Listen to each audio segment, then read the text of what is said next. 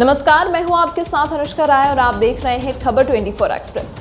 चारा घोटाला मामले में 2.5 साल तक जेल में बंद रहने के बाद जमानत पर रिहा हुए लालू प्रसाद यादव के पटना लौटने की खबरें सामने आ रही हैं।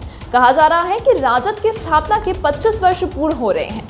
बता दें कि राजद की स्थापना वर्ष 1997 में लालू प्रसाद यादव ने जनता दल से अलग होकर की थी।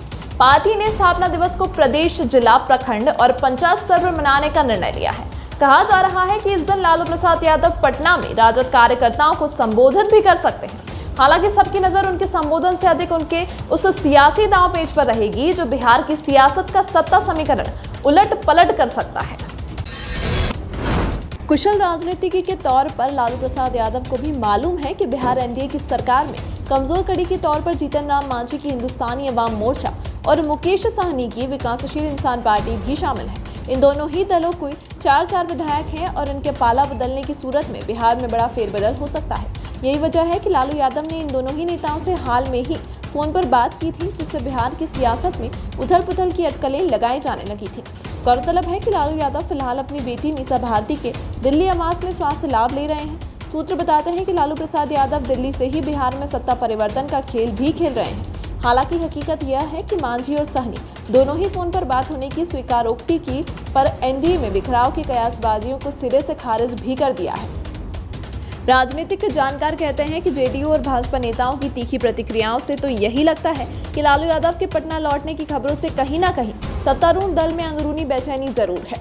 वजह बहुमत के लिए जरूरी सीटों का कम अंतर तो है ही, साथ ही नेताओं का वह चरित्र भी जो मौका मिलते ही पाला बदल की राजनीति करने से कतई परहेज नहीं करता है। बिहार की सत्ता पर लालू यादव की पैनी नजर। यहाँ यह बताना जरूरी है कि लगभग 3 साल बाद लालू के पटना लौटने के बाद के सियासी हलचल पर इसलिए भी कयासबाजियों का दौर चल रहा है क्योंकि सत्तारूढ़ राष्ट्रीय जनतांत्रिक गठबंधन और महागठबंधन के बीच बहुमत का बारीक अंतर ही है।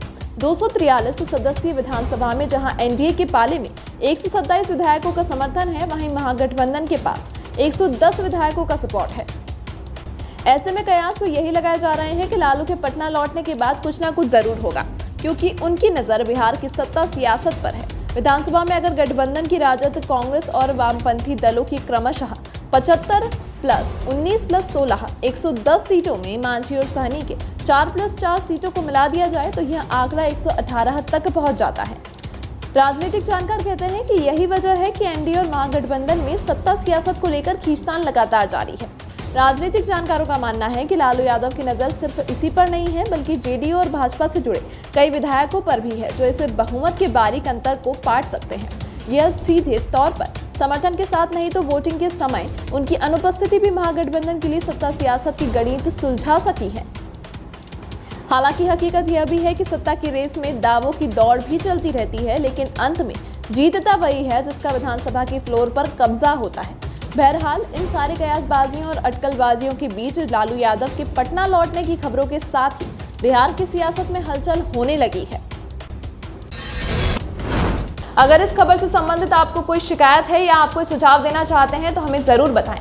यह खबर आपको कैसी लगी, इस बारे में अपनी राय जरूर दें। अगर आप YouTube पर हमारी खबरें देख रहे हैं तो खबरों को लाइक करना, शेयर करना व हमारे चैनल को सब्सक्राइब करना ना भूलें।